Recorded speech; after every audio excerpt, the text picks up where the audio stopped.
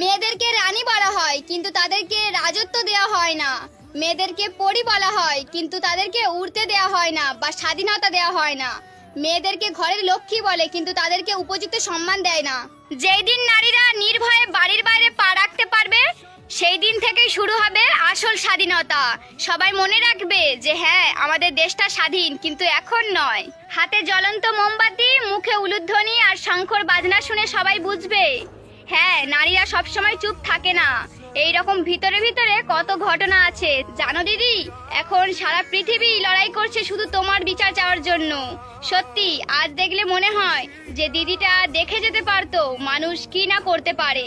যেখানে বাড়ির লক্ষ্মীর কোনো নিরাপত্তা নেই সেখানে আবার কিসের লক্ষ্মীর ভান্ডার চলছে। মেয়েকে রাত্রিবেলা বাড়ির বাইরে যেতে দেবেন না, এটা ভুল কথা।